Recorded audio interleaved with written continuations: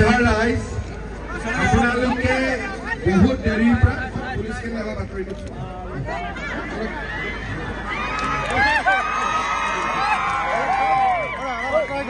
আপোনালোকে বহুত দেৰিৰ পৰা আমাৰ কাৰণে অপেক্ষা কৰি আছে মই সকলোকে মোৰ নমস্কাৰ জনাইছো 2025 চনৰ নতুন বছৰ আহি আছে মই সকলোকে আগতীয়াকৈ নতুন বছৰৰ বহুত বহুত শুভেচ্ছা জনাইছো শ্ৰদ্ধা ৰাইজ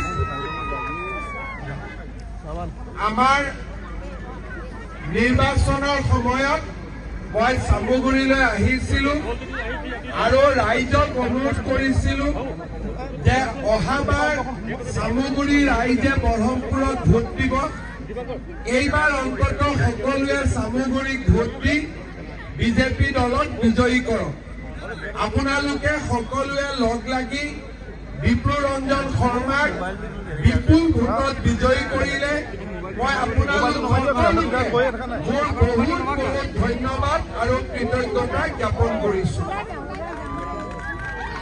শ্ৰদ্ধা ৰাইজ অনাগত দিনত আমাৰ এই সমষ্টিত চামুগুৰি অঞ্চলে বৰহমপুৰত ভোট দিব আৰু যেতিয়ালৈকে 2026 চনৰ ইলেকশ্যন নহয় তেতিয়ালৈকে বিপ্লৱ ৰঞ্জন শৰ্মা আৰু জিতু গোস্বামী দুয়োগৰাকীয়ে লগ লাগি আপোনালোকক সেৱা কৰিব আৰু আপোনালোকৰ উন্নয়নৰ কাৰণে কাম কৰিব যোৱা সময়ছোৱাত নিৰ্বাচনৰ বক্তব্যটো মই বিভিন্ন আঁচনিৰ কথা কৈছিলো আৰু এইবাৰো আমি ৰাইজৰ দুখ দুৰ্দশা দূৰ কৰাৰ বাবে বিভিন্ন কাম হাতত ল'ম যাতে আমাৰ ৰাজ্যখনক উন্নয়নৰ নতুন শিখৰলৈ আমি লৈ যাব পাৰো চামুগুৰি সমষ্টিৰ ৰাইজে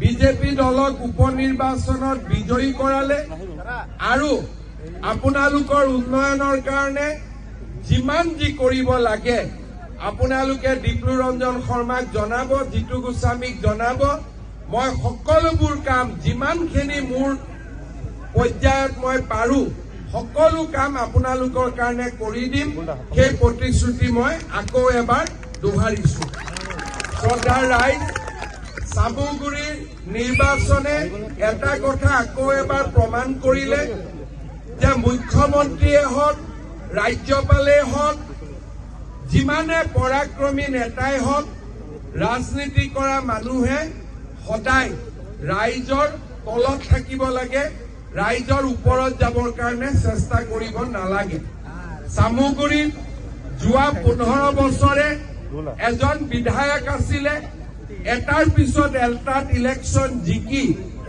এনেকুৱা এটা পৰিৱেশৰ সৃষ্টি কৰিছিলে যেন চামুগুৰি মোৰ দেউতাৰ দিনতে মই যৌতুকত সম্পত্তি হিচাপে পাইছিলো তেনেকুৱা এক ব্যৱহাৰ কৰিছিলে কিন্তু ৰাইজে আজি প্ৰমাণ কৰি দিলে যে চামুগুৰিৰ ৰাইজে যদি কাবাক ইলেকশ্যনত জিকাবও পাৰে চামুগুৰিৰ ৰাইজে প্ৰয়োজন সাপেক্ষে কাৰোবাক ইলেকশ্যনত হৰুৱাবও পাৰে এই কথা চামুগুৰিৰ ৰাইজে প্ৰমাণ কৰি দিলে মই আপোনালোকক প্ৰতিশ্ৰুতি দিছো যোৱা 15 বছৰত আমাৰ কাৰণে যি কাম হোৱা নাছিল এই গোটেই কাম উন্নয়নৰে হওক আমাৰ নিজৰ জীৱনৰ সমস্যাই হওক এই গোটেইবোৰ কাম আগন্তুক দিনত আপোনালোকৰ কাৰণে কৰিবৰ বাবে আমি প্ৰচেষ্টা হাতত লম জিতু গোস্বামী ডাঙৰীয়া আৰু বিপ্লৱ ৰঞ্জন শৰ্মাই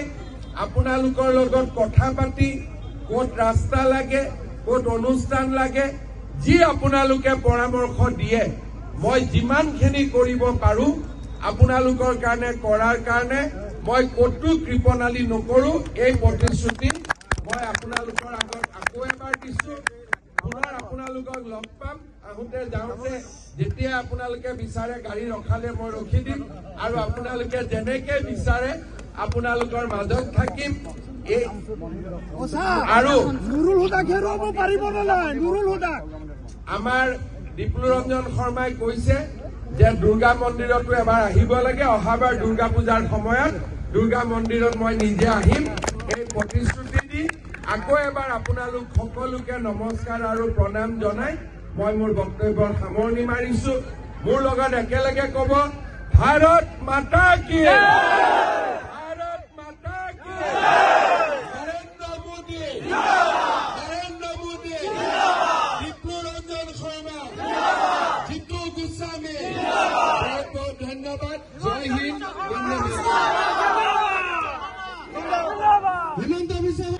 সাংবাদিক বন্ধু বান্ধৱীসকল, চামগুৰি বিধানসভাৰ উপ নিৰ্বাচনত এখন প্ৰচাৰ সভাত মই অংশগ্ৰহণৰ বাবে আহিছিলোঁ আৰু সেই সভাতে মই প্ৰতিশ্ৰুতি দিছিলোঁ। ফলাফল কি হ'ব তেতিয়া গম পোৱা নাছিলোঁ, কিন্তু ৰাইজৰ মৰম আদৰ চেনেহ দেখি মই প্ৰতিশ্ৰুতি দিছিলোঁ যে নিৰ্বাচনৰ পিছত চামগুৰিৰ আমবাগান আৰু শিঙিমাৰী জিলা পৰিষদত মই আহিম আৰু ৰাইজৰ লগত মই আলাপ আলোচনা কৰিম।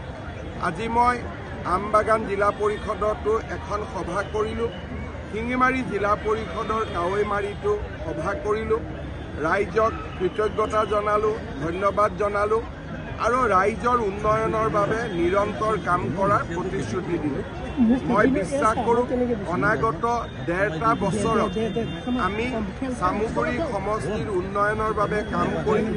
চামগুৰি ৰাইজৰ আশা আকাংক্ষাক বাস্তৱত ৰূপ দিবলৈ আমি প্ৰয়াস আৰু প্ৰচেষ্টা কৰিম। স্যাৰ, এবাৰ নিৰ্বাচনত চামগুৰিত এবাৰ যে সংখ্যালঘু যাৰ ভোট দিলে তাৰ পৰা স্যাৰ বিজেপিৰ প্ৰতি যে সংখ্যালঘু দৃষ্টিভংগী সলনি হোৱা দেখা গৈছে। অনাগত সময়ত চামগুৰি ৰূপহী আৰু নগাঁও যোৱা লোকসভা নিৰ্বাচনৰ সময়তে আমি এক সংখ্যালঘু সম্প্ৰদায়ৰ আমি বহুখিনি ভোট লাভ কৰিছোঁ।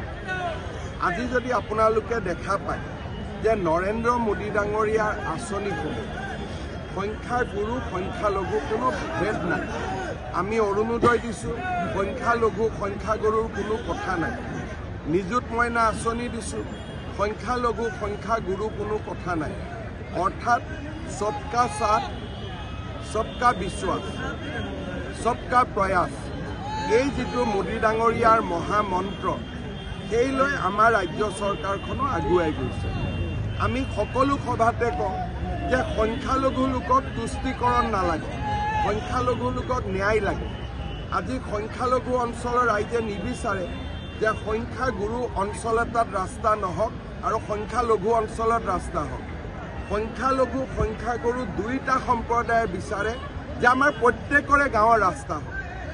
এইটো কোনেও নিবিচাৰে যে সংখ্যালঘুৰ লোকে অৰুণোদয় নাপাওক, সংখ্যাগুৰুৱে পাওক।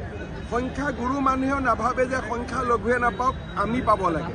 সকলোৱে ভাবে যে প্ৰত্যেক দুখীয়া পৰিয়ালতে এই আঁচনিবোৰ আহিব লাগে।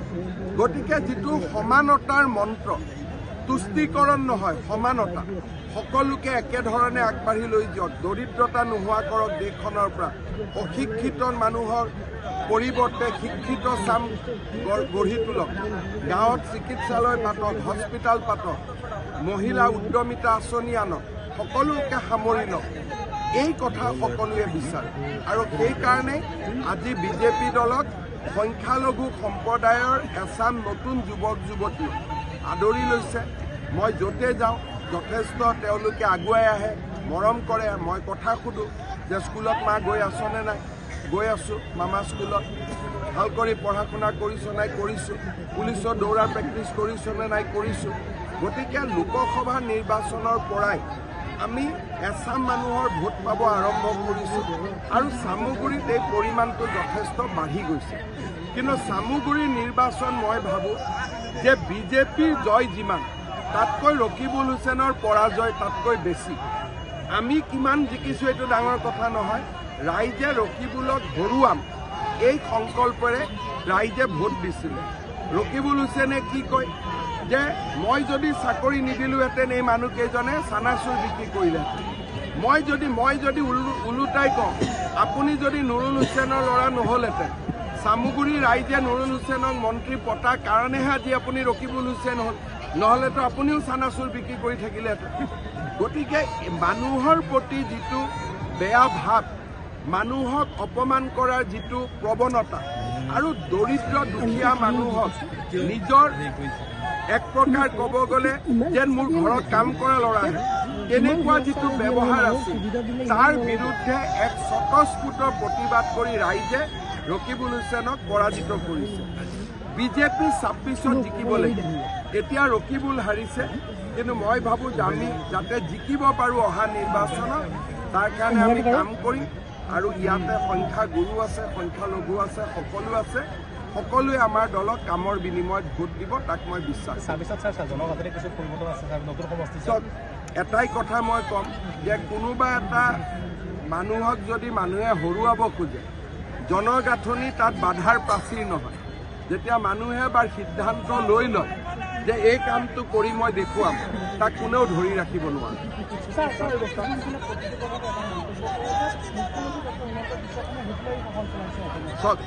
আজি মানুহে এটা কথা জানে যে ৰাইজৰ লগত মই যেনেকৈ লগ পাওঁ, মই যেনেকৈ ৰাইজৰ লগত কথা পাতোঁ, হিটলাৰে তেনেকৈ কথা পাতিছিল। আপোনালোকে মোক আজিলৈকে এটা উদাহৰণ দিয়ক যে কংগ্ৰেছৰ কোনজন মুখ্যমন্ত্ৰীয়ে ৰাইজৰ লগত ইমান সহজভাৱে কথা বতৰা পাতিছিল আগতে? প্ৰত্যেকখন সভাৰ পিছতে মই সাংবাদিকৰ লগত কথা পাতোঁ। কংগ্ৰেছৰ মুখ্যমন্ত্ৰীয়ে পাতিছিল নেকি? প্ৰত্যেক মিটিঙৰ পিছতে মই 10জন হ'লেও দুখীয়া মানুহক মোৰ সতীৰ্থ কটন কলেজত পঢ়া বন্ধু ক'ৰবাত লগ পালোঁ, ক'ৰবাত দিব্যাংগ এজনক লগ পালোঁ, হাতৰ পৰা এপ্লিকেশ্যনখন মই নিজে খুজি লওঁ। এইটো কি হিটলাৰৰ পৰিচয় নেকি? হিটলাৰে অৰুণোদয় দিছিল নেকি দুখীয়া মানুহক? হিটলাৰে নিযুত মইনা দিছিল নেকি দুখীয়া মানুহক? গতিকে ৰকিবুল হুছেইনে কোন হিটলাৰ কোন হিমন্ত পাৰ্থক্যটোৱে বুজি নাপায়। গতিকে নাজানা মানুহৰ লগত আপুনি তৰ্কাতৰ্কি কৰি কি পাব?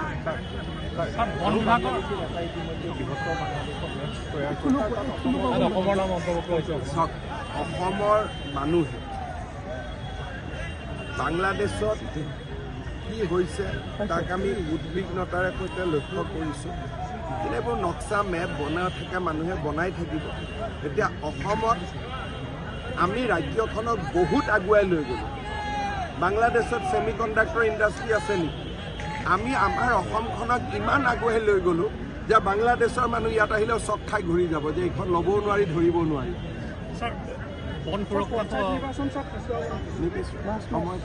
জানুৱাৰী মাহৰ প্ৰথম ফেব্ৰুৱাৰী মানে ঘোষণা হ'ব। 2-এটা পঞ্চায়তত হাইকোৰ্ট কেছ আছে, সেইকেইটাত হয়তো নহ'ব পাৰে।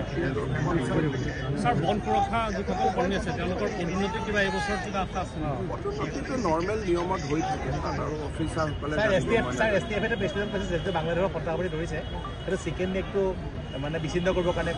যোৱা কিছুদিনৰ পৰা এনেকুৱা ধৰণৰ জেহাদী গোট বাংলাদেশৰ পৰা অহা বিভিন্ন এৰেষ্ট হৈ আছে।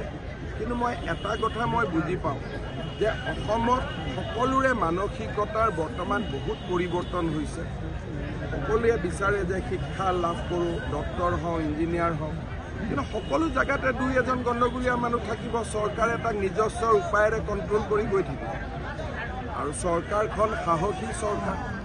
গতিকে আমি অসমত কাকোৱে অৰাজকতা কৰিব নিদিওঁ, সেইটো সকলোৱে জানে। চিকেন নে টিকেন নে এইবিলাক যোনে কৈ আছে কৈ থাকোঁতে পুলিচে ব্যৱস্থা ল'ব। ঠিক আছে।